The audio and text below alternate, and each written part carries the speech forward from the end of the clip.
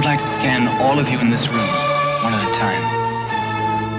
I must remind you that the scanning experience is usually a painful one, sometimes resulting in nosebleeds, earaches, stomach cramps, nausea, sometimes other symptoms of a similar nature. At this point, I'd like to call for volunteers. Now, I'd like you to think of something specific. Do I have to close my eyes? It doesn't matter. All right, yes, I have something.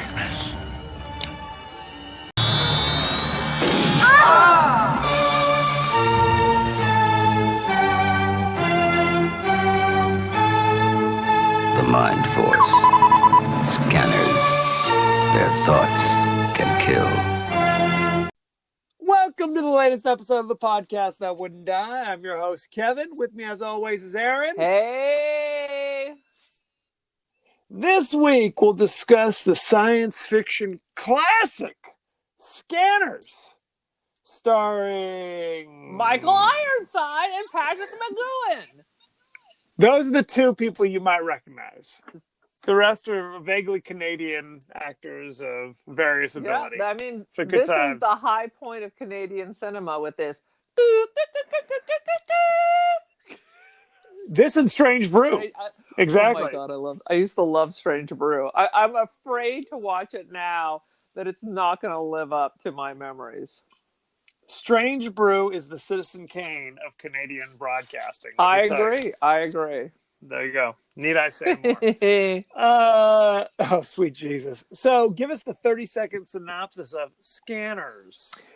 Well, you know how some people can like read minds? Well, apparently when you have that ability, you can also pop people's heads like a grape. So of course, It's the government is trying to do stuff. It's like the evil corporations, because it's an 80s film, so it's all about evil corporations and their plots to channel psychic ability and evil henchmen ruling the world. It's like one of your crappy superhero movies, but without the budget, but without the special effects, and with like Michael Ironside.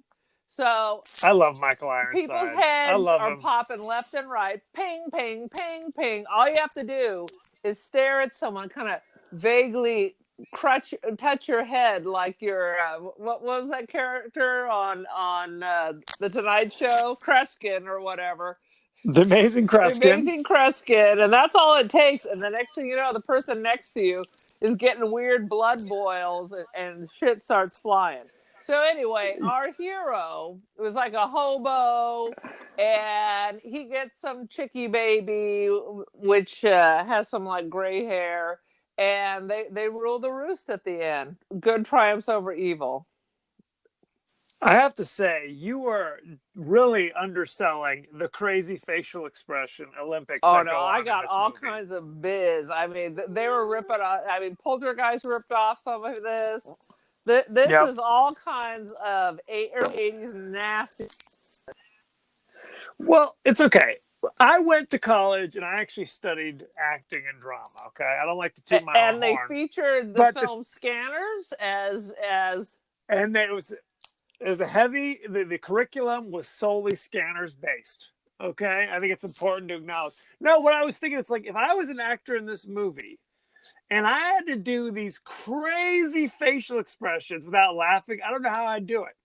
I don't know how, because it is literally like orgasmic kind of half the time, the faces that they're making. You would definitely not be watching the dailies, if they even do dailies with a film such as this. And I use the word film loosely. Well, they make these faces. There's the most ridiculous faces in the world. It's like, I literally was like, if I'm an actor and I started doing it just in my room and I couldn't stop laughing. I'm like, how would anybody do this? In front of a mirror. Not in this case. I mean, I would leave the theater if I was one of these actors. If it was like at the Grauman's Chinese, it's like the big premiere, I would have to leave. Michael Here's the scene where I make that crazy facial expression. Nowhere. Sweet Jesus. But now Very that you say upsetting. that, if I ever watch this again, I'll just imagine this is their O face. Yeah, that's exactly what it is. It is I don't need ridiculous, to see especially Michael Ironside's O face. Oh. this is especially Michael Ironside. His face is notorious. Oh my God. Google. Okay, if you haven't seen this movie, go to YouTube and just type in Scanners Michael Ironside and get ready. Oh yeah. Get ready because you will see the craziest facial expressions. Good Lord. Oh God, we didn't even mention this is David Cronenberg, the famous Canadian horror director. Oh yeah, it's very Cronenbergian. Cronenberg? I love David Cronenberg. I love Rabid. I love The Brood. Obviously, The Fly. Shivers. Did I see any of those besides the Crazy Fly? You know, that's something we haven't done. We haven't done The Fly. We have to check it out. Cronenberg's big on body horror. That's his big thing, where it's like, he also did like Videodrome and Dead Ringers. I did see, wait, is Dead Ringers the twin gynecologist? Yes. Oh, we have to put that on the list too. Naked Lunch was another movie he did. It's a lot of like, my body is gross and disgusting. Bad things are happening in my body. That's kind of what's versus happening Lucio Fulci is I'm going to do bad stuff to your body. That is correct. Your eyeball. Fulci is basically, I'm going to pop my eyeball. I'm going to pop your eyeball out, and then I'm going to stop it between my toes. So it ain't going back in. Well, that's Quentin Tarantino. Yes, you're not getting this eyeball back. Sorry. Sweet Jesus. Okay. When did you first hear this? Oh, no, brother. I saw this in the theater when this came out. I went to a boarding school. Oh, you did? And you can just sign up to go to the movies on Friday night. You just signed up and you didn't even know what it was, but they were taking you to like the 7:00 showing of whatever the hell it was. So, which is why I saw Lucio Fulci, Zombie 2, which is why I saw all kinds of bizarre kung fu freak movies. It was whatever. Clearly not a first run theater, but also where I saw Scanners. I also will tell you, I saw like 15 minutes of Debbie Does Dallas back in the day when I was supposed to see Halloween, but Debbie Does Dallas was in the theater next to it. So it's a classic. That's when they had pornos at regular theaters. And I just popped in and got an eyeful, noticed families with children and strollers, and said, this is too real for me. I'm stepping out. I'm out. Well, this is back in the day where a theater would have one screen, maybe two. This was a fancy theater, so it was a multiplex, so it had two. Right. When they started to like have more than one screen, they had to call it a multiplex. Now we just call that the movies. The movies, yeah. It's hard to wrap your brain around. Back in the old days, every theater was not showing the same goddamn movie. You'd have to. I want to see this movie, so I have to go to this theater. If I want to see this movie, I would go over here. This is before the days when your parents would just drop you off at 10, and you just bounced around watching 8 movies until they picked you up at 7:00 at night. Why can't they bring those days back? I'm going to drop the kids off, Corona or no, at the theater. There you go. Why not? Why not? Good times. I'm trying to remember. I think I've said this before. I watched this horror compilation called Terror in the Isles. And they had scenes from Scanners. And it's the one scene, spoiler alert, where Michael Ironside blows a guy's head off. Boom! Explodes, pops in like a grape. Flying. Right.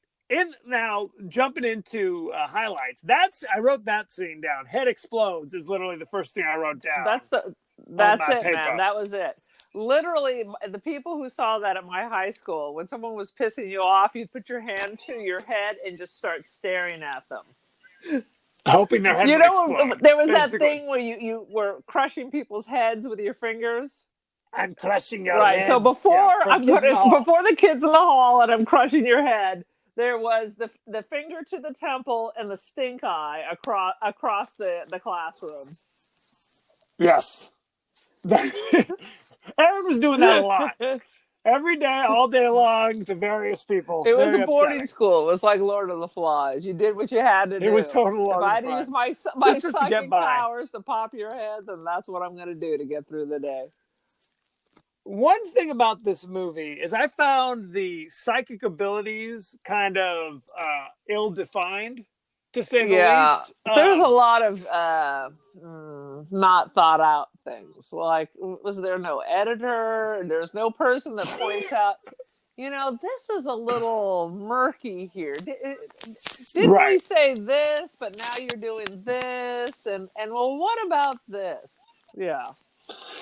Well, basically, okay. So there are, I don't know, what did they say? Like 400 scanners across there. Scanners are the people who have these powers that just popped up, and it's like a grand reveal where they came from later. I guess they can scan your brain. That it's not just that they can just give you your head pop. They can give you a stroke, but they can also, I guess, scan your memory and apparently that of your old Tandy computer too.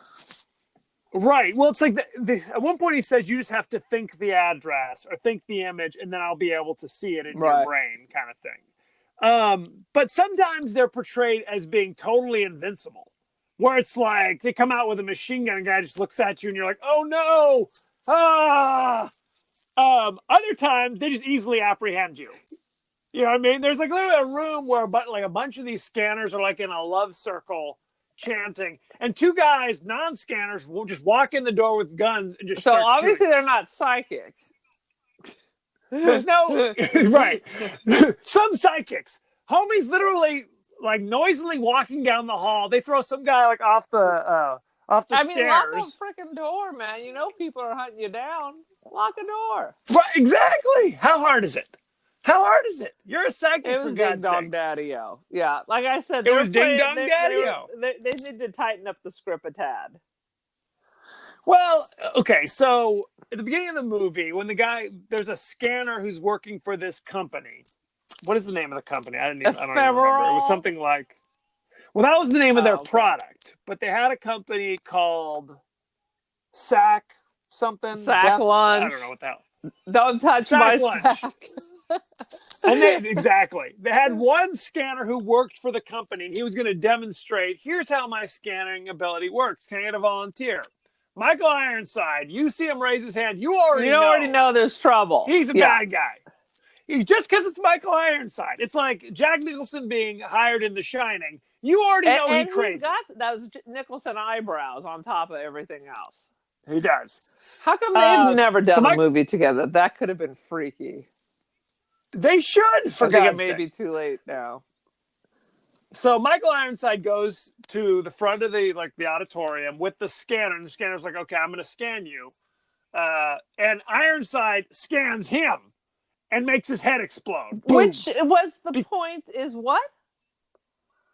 Basically, I think Michael Ironside, his name is Daryl Revick, is the leader of a gang of evil scanners. And everyone knows who are trying to take over the earth. Everyone knows this dude, and they let him in with all these scientists. That is correct. And they talk about this. How did he get in there? That's a good question. Maybe we should investigate. No? Not so much? He leads a gang of evil scanners who want to take over the world. And I guess his thing is, if you're not with him, he will kill you. So the fact that they had a scanner on the payroll, he's like he rolled in there. That X-Men, the cute one who always plays the Germans, Michael Fassbender. What was his character? Well, he is German, actually. Well, Fassbender doesn't sound like Irish. So it's like a Magneto situation. You're with me or you're against me. Exactly. There is no That's what it is. There is no Switzerland. Exactly. That's the cold hard reality. So then they easily pull guns on Michael Ironside and are arresting him. And he gets arrested. Right? And he lets he gets arrested. Handcuffs on it when he's got this crazy power. Right. And now earlier in the movie, there was a crazy old homeless guy who was pissed off because some woman at the food court was saying bad things about him. Because he's a hobo. So he basically... Because he is literally Boxcar Willie. It smells like Boxcar Willie. Like his pants are going to stand by themselves in the corner. So he's like, all he was missing was a bindle or something. Yes. Because she was loudly like, it's so disgusting. I can't believe they let people like that in here as he's eating like garbage off a table. So he gets pissed off, gives her an aneurysm or something. And then government agents pop up on the scene and have dart guns. Right.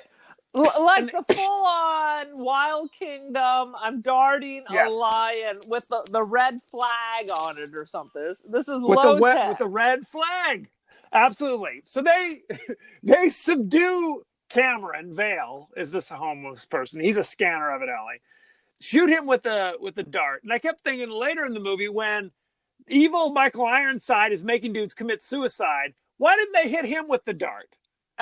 Good call, Right? Brother Bear. And here's another question. Why not put ephemeral on the dart? Another good call. We These don't are good even questions, know what's 'cause in the dart. Maybe No. it's an antihistamine. Maybe it's Benadryl. We don't know.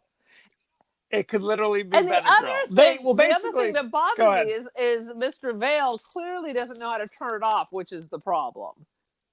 He doesn't He control can't it. control it, but by Right. the time he starts working with the corporations, he's totally in control, even though just by magic. Lickety split. Lick. So, yes. So ephemeral is this drug that was developed by this company that can take away temporarily the scanner's abilities, make them just like normal people. Right. So So they have all the he- voices when- in their heads. Yes. Like Sixth that's why Sense. he's a crazy Yeah. hobo. Right. Because he's constantly, it's like sensory Yeah. overload He wherever probably goes. thought he was schizophrenic. Right. That's exactly right. So Patrick McGoohan, which I'm sure I butchered his name. McGoohan? How do you say? You might remember he was the villain, Edward the Longshanks in Braveheart. He was also the prisoner. If you want to go back to, I just started watching the, that. yeah, it's on Hulu. Well, it's not only on Hulu, but I think I can't remember if I saw it on Hulu. Maybe I did. Who the hell knows? He's a famous British television actor from Yeah. the 60s, basically. Kind of like Patrick McNee, but not. But blonde. He's Patrick McGoohan. Yes. He works for the company, and he's the one who developed ephemeral. Which sounds he like a takes- vaginal suppository. Like if you got the It itch, is. you need to go to the pharmacy and get some ephemeral. Because we all feel kind of unclean. I feel from time to time, basically. like my vag is not a spring rain. So you go and you ask for your ephemeral. Also available spring- in strawberry mist or jasmine. That is important. I do like Jasmine. Anyway, so he runs he's basically like, I'm going to bring in Cameron Vale and teach him to use his powers and send him undercover. This homeless dude who's on the streets for 35 years is now James Bond, basically. I'm sending him undercover to infiltrate Daryl Revick's evil scanners group. Is the plan. Total stranger, don't trust you, don't trust me, but let's give him this important message. Well, and they're kind of stuck because evil Michael Ironside killed their only scanner on Right. the payroll. So they're like, why don't we just close down the department? We don't even have any other scanners. Well, we have this one homeless guy I picked up last week. So Well, good times. and the that's a fascinating lovely fact plan. that they don't know about all these others. There's like a zillion of them. There's a zillion of them, and again, Ironside has been systematically murdering all the other Because scanners. basically he wants to be the king ding-a-ling as usual. He wants to be the king dingling. Along the way, Michael Ironside, Cameron Vale, who I have to say is one of the worst actors. I have There's ever so seen. much bad He is act. There's so horrendous. much bad acting in this. It's hard to really Awful. choose.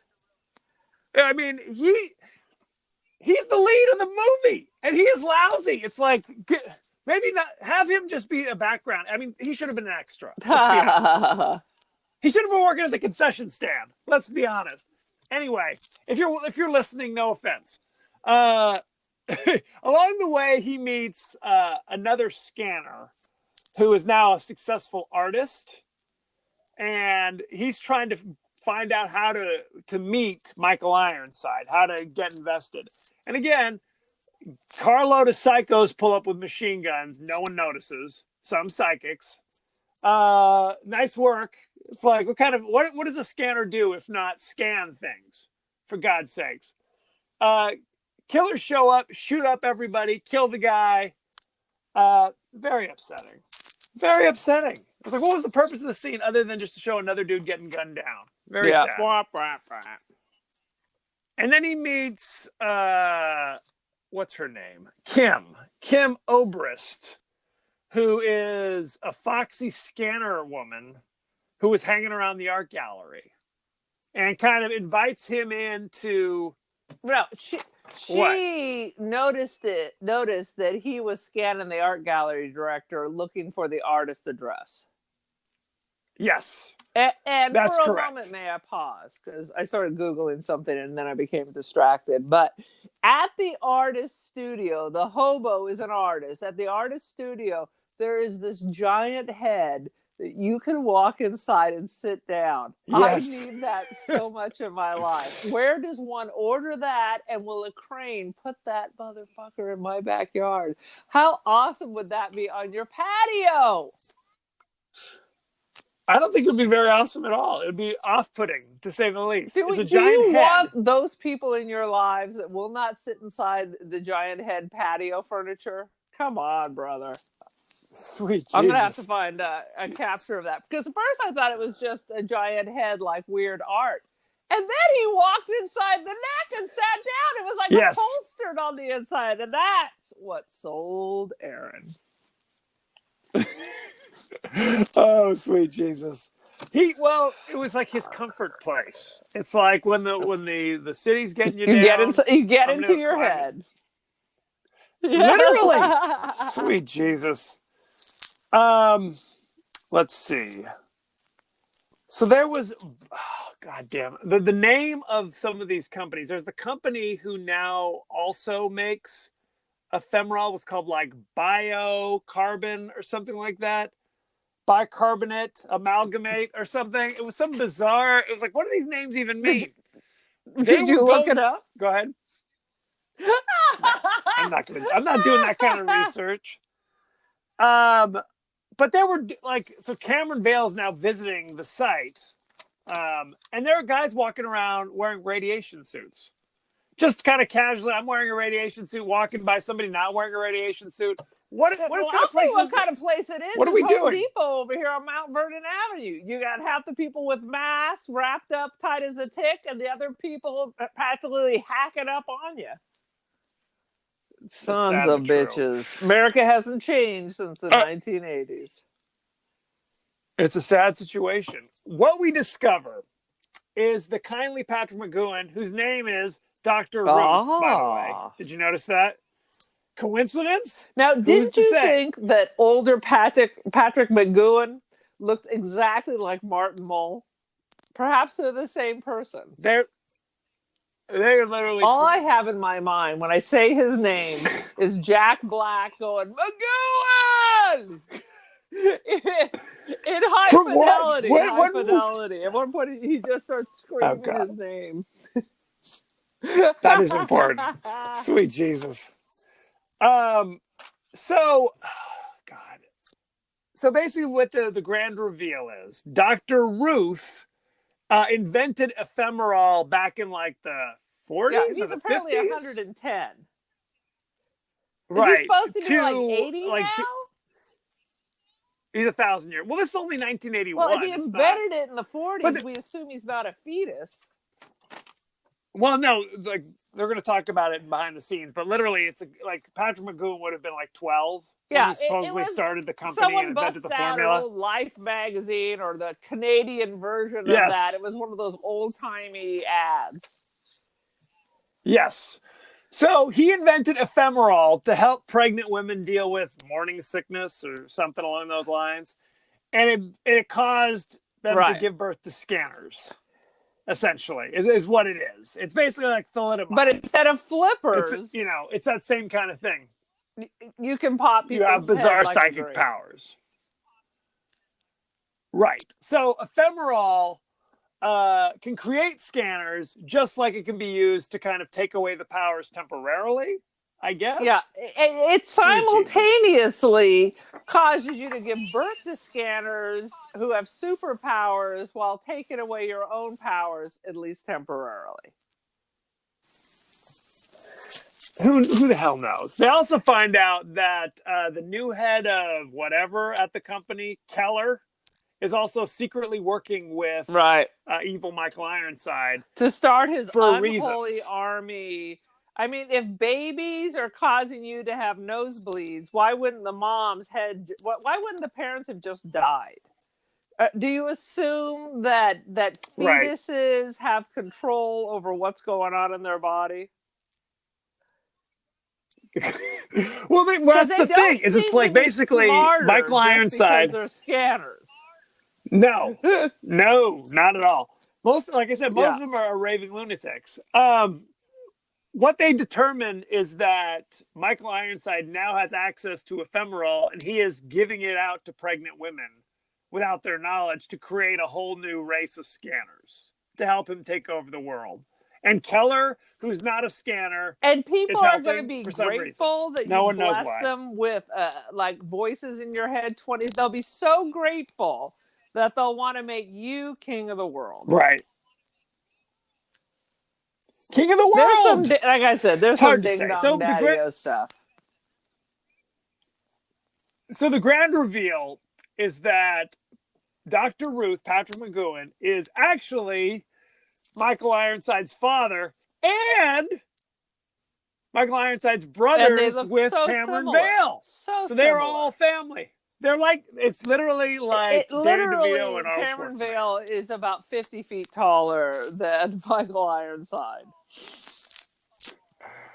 Well, clearly the acting ability did not pass from sibling to sibling, sadly.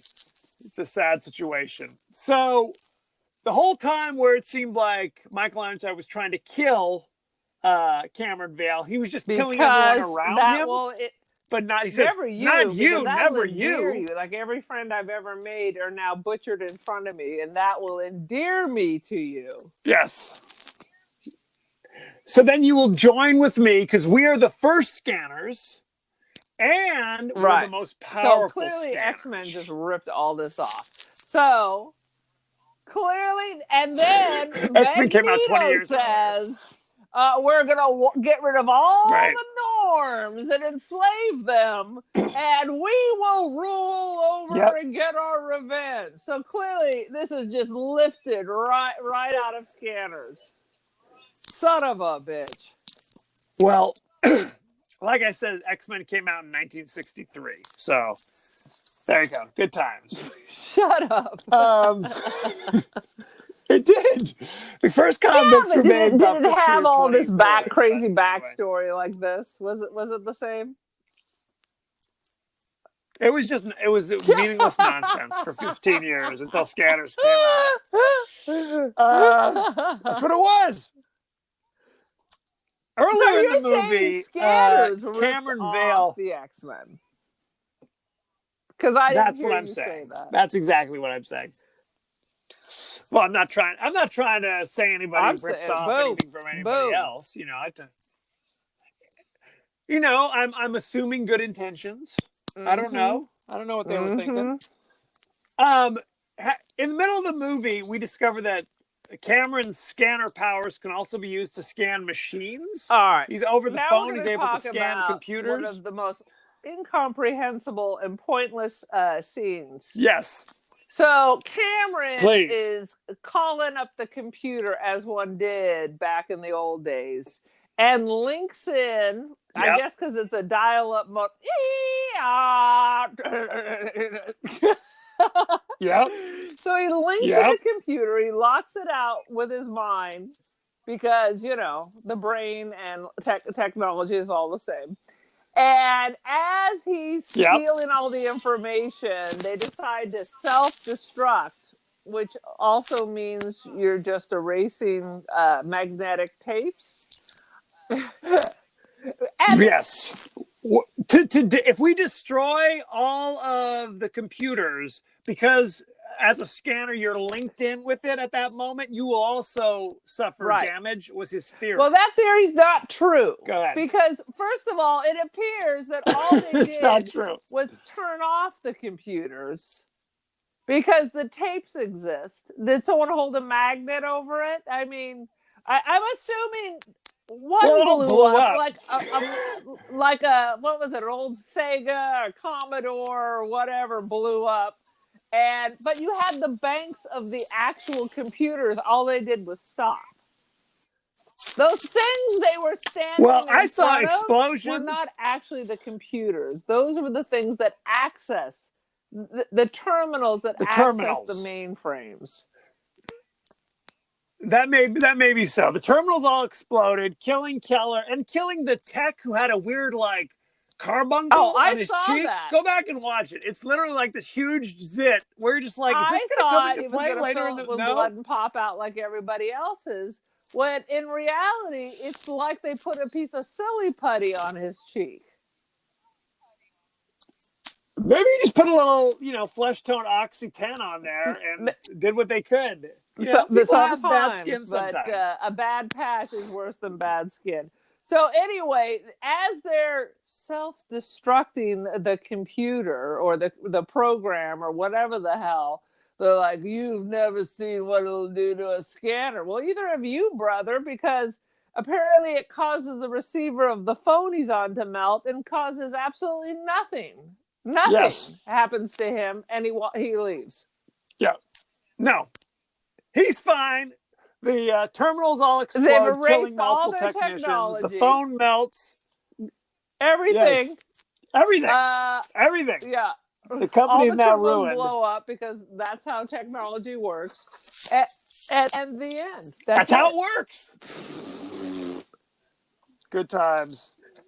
Great scene. It's like, what is happening? I don't think people were necessarily so savvy. It takes me back to Tron, where you can jump inside your computer and there's little people living inside. That's just good science. I don't know what you want me to say. On to me, bro. Wah, wah. So in the bloody confrontation that occurs at the end, there's a lot of bloody, like veins appearing on people's faces and on their arms, and blood squirting everywhere. It was ridiculous. Cameron Vale's eyeballs pop out and explode. It was pure ding dong daddy-o. There's nothing you can say about it. It was literally ding dong daddy, and I kept watching because it was like Michael Ironside literally says, "I'm going to suck your brain dry," and they begin to have their psychic battle. And I kept thinking Cameron is getting his ass kicked because he is the one. Michael Ironside gets a few veins, but other than that, he seems okay. Are you going to explain the Cameron, on ending the other to me hand, now, so that it somehow makes sense? So how did Cameron Vale jump inside Michael Ironside, and why would you want to do that when you can be 20 years younger and a foot taller? There's no real explanation other than you're supposed to think that Michael Ironside is winning, but because his body, Cameron's body is destroyed essentially, but evidently Cameron wins because he's jumped into Michael Ironside's body and has gotten rid of Michael Ironside's personality, so he's still around. And he turned around, he had blue eyes. That was the reveal. It's like, well, as soon as I saw that, I was like, what? You have to listen and notice that it's now Cameron's voice. Yeah. And mine was more like, I understood that he's inside, but it was more like, why? What? Why didn't you just destroy his body? Is he like a parasitic twin now? There's no answers. Inside Michael Ironside? Is it like it's basically basket and now there's multiple personalities? What are we looking at here? It is not explained. It is not fully explained, and that's the end of the movie. I just have a couple of things. Like, you inject this ephemeral into your hand between your thumb? What kind of retarded business is that? That's ding. It's got to go into your hand, into the web of your hand. You jam it into your thumb. That's the only way. Well, that's where Homie gets the dart shot into his hand at the mini mall. Well, or at whatever the it same was. time, when Right they have into Michael his hand. Good Ironside shooting. and they're trying to they're trying to give him the ephemeral shot, he uses his magic to have the doctor give it to himself. Right, which doesn't do anything. If you're just a dude, it doesn't do anything to you. But again, Yeah. did no one else notice this? There was no subtlety. I mean, there were 3 guys holding Michael Ironside down while the doctor supposedly injected him. They didn't notice that the Yeah, they're injection went clearly to the wrong hand, or- unprepared. No? They work with scanners and yet are completely unprepared to do anything with them. And I don't know if you noticed, at one point they dart Cameron, and it seems to have no effect, and he's swinging from chandeliers. But when they dart his girlfriend later, she drops like a sack of potatoes. Yes, it's hard to say. Look, it's not an exact science. I think is what I want to say.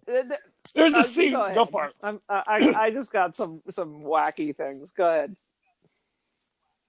There's a scene where Patrick McGoohan walks into a room and gives a bizarre soliloquy, presumably to himself, about like, oh, you know, I shouldn't have done what I did, or what. And meanwhile, Keller's walking by. He's just like, what the hell? Like, hears it in the conversation. It's like, what? And then he just shoots Patrick McGoohan. And I kept thinking, so not that he has any compunctions about murder, but there's cameras everywhere. He just murdered some dude, like, in the middle of the office building in front of everybody. No, that's cool now? That's cool. Gizza. Good times.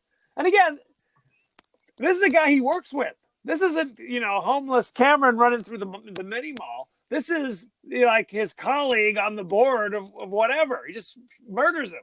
Anyway, makes a lot of sense. Good times. Do you have any other thoughts? At one point, before we go to they are locked in a record store. At first, I saw a Village People poster, so that got me excited. And then I just started writing down these random band names that I had never heard of. Robert Gordon? I don't. You know him, don't you? That is the name of the character that Cusack plays in High Fidelity. But there is a musician called Robert Gordon, so that's real. But there was another one called Herman Blood, and I can't find anything on anyone named that. So I'm like, because they obviously had these records displayed in a way for you to notice, like somebody had paid to put this stuff out there. Right. Well, they're big in Canada. Is the issue. Well, the Robert Gordon is actually an American. Well, but he emigrated. Are you just pulling this? Are you pulling this out of your to rump? continue his music career? I am actually. Very good stuff. One fun thing was at Anything the beginning, else? they are in a classic late 60s, early mall where everything is chrome and black and shiny red. It was like a disco mall. It was fantastic. Now all our malls are dead and terrible, but back then it was a place to go and a place to see. It reminded me of Valley Girls. It didn't. Yeah, I can see that. I mean, it is. It's very much a snapshot, but you got to keep in mind this is like 80s. Montreal or something. This is Yellowknife. It's in the Northwest Territory. This is Regina. It's 3 feet from the Arctic Circle. It's the Yukon. But That's correct. It was a beautiful slice of life. When it was all sexy and glamorous at the mall, and don't you want to be there? Especially now. I do, very much so. Are you going to talk about the special effects? Jesus. All right, let's roll. We're going to do it all. You ready? Okay, behind the scenes. David Cronenberg called this one of the most frustrating film he's ever made. The film was rushed into production. He had to begin filming without a finished script and end within roughly 2 months so the financing would qualify as a tax write-off. See, the Canadians, it's big on, the government will give you money to create movies or television shows or music or whatever. But there are certain guidelines that you have to follow to go along with it. So he had to write and shoot at the same time. That sounds as he like was the doing later it. episodes of Game of And Thrones. There was exactly. It is exactly like that. And then there was antagonism between Patrick McGowan and Jennifer O'Neill, who played Oh Kim. man! Like, Well, they everybody don't was have a basically lot of pain in scenes the together. ass. Do they have any scenes together? Well, they didn't like it. I think that's why. But I think they were also just kind of pains in They're the all ass, lucky just to be in general. working. So good times. Yes. The crash scene in the record store prominently featured a float hanging from the ceiling for Right. the RSO, Robert Stigwood Organization record label, who paid for this placement. At the time the film was released, RSO had gone out of business. I remember RSO. I think I Very saw sad. RSO records. But Money- it was clearly product placement. And they were really pushing Herman Blood and Robert Gordon back at the day. There you go. Cronenberg really loved William S. Burroughs' 1959 novel Naked Lunch, which includes a chapter concerning senders, which are a hostile In organization the of last 4 telepaths days, bent on or world the last domination. 2 days, So he kind I've heard William Burroughs mentioned at least 4 times. What's going on in my world? Scanners. David Cronenberg moved the head explosion from the beginning of the film, for late moviegoers. So he instead starts with Cameron, the homeless guy, at the mall, and then later, 15 minutes later, then it's the head explosion scene. Because that's the thing. You pay all this money and you're just going to be super late. That's, well, I mean, well, it was $2 in 1981. What do you want? If you want to show up late, grab some popcorn. And the creation of the exploding head was a big issue. Like, they couldn't figure out how to make it look just right. And what they did was they took a fake head, obviously, and filled it full of just random stuff, including like craft service. And they had the special effects coordinator literally get behind it with a shotgun and just blast it. So that's what it is. One take, bam. Good times. Under the whole production, like we said, was under the gun. And Stephen Lack, at one point, they were going to have him drive an 18-wheeler with 4 gear shift levers that he didn't know what the hell he was doing. And he was going to have to try to figure it out on the run because they didn't have time. He was about to get into multiple car accidents. Very sad. It's a sad situation. Let's see. What else? The Life magazine that Michael Ironside shows Vale is a real magazine. With ephemeral? It's an actual issue. No, they added that. Thankfully, that's not a real thing. Yep. Michael Ironside was originally hired for a bit part of 1 or 2 scenes. Oh, it was paid Lord. only $5,000 Canadian. Yes, pretty much. But the craft service was delicious. Put in your pocket. The guy who played Cameron Vale, his name is Stephen. As in lack of interest. LACK. Lack of ability. Lack of ability. He is now a successful and prolific painter.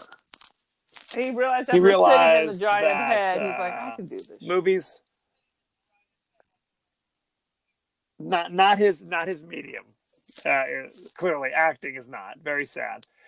Top billed actor Jennifer O'Neill, who plays Kim Obrist, doesn't appear until the 37-minute mark of the movie. Boring. Very sad. I think that's about it. Should we talk about the cast? Jennifer O'Neill played Kim. She's most famous for Scanners.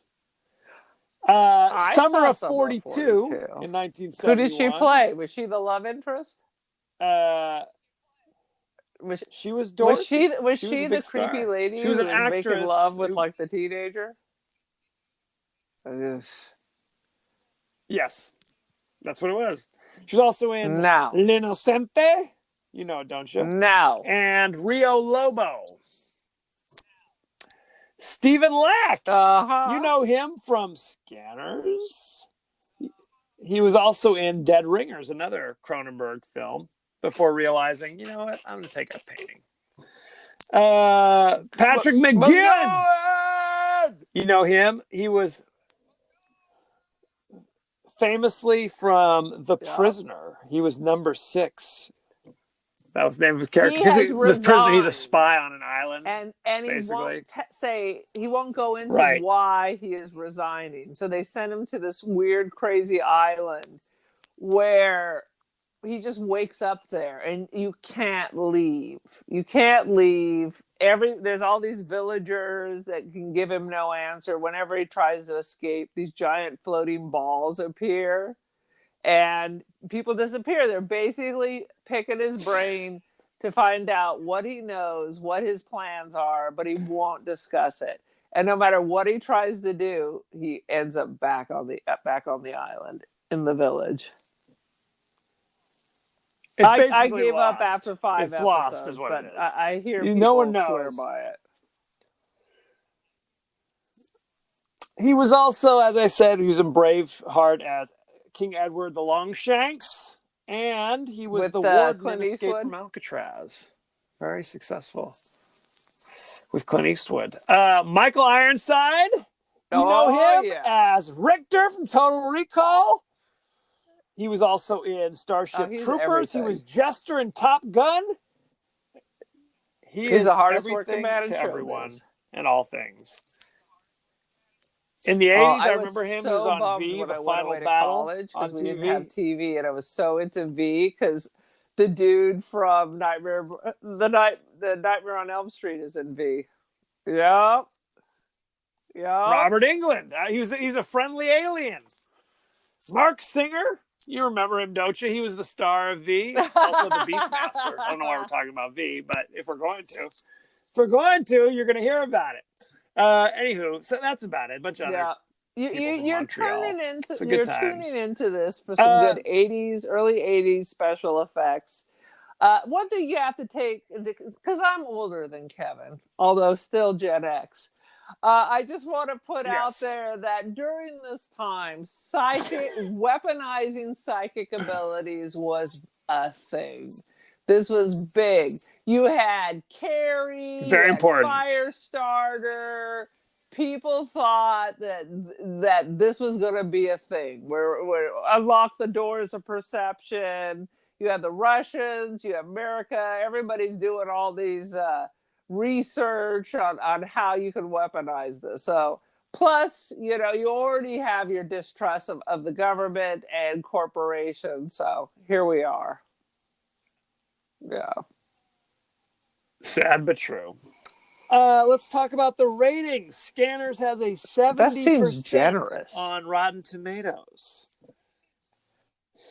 Audience only gave it 64. Right. So there you go. Good times. It's definitely better do you give than The Beyond, which I gave it 2.5.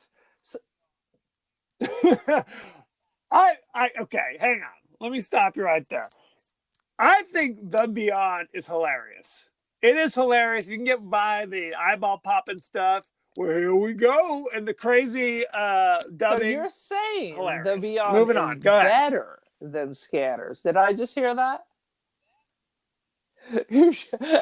I don't know what I'm saying. I am going to no one else does either. 3 exploding heads full of craft services out of 5.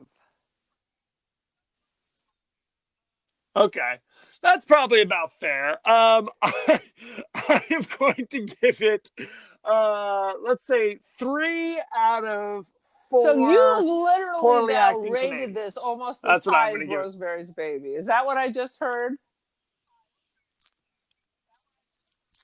Rosemary's Baby is obviously a better film. Right below that. No question. Okay, I will say a C. Okay, 75% is a C.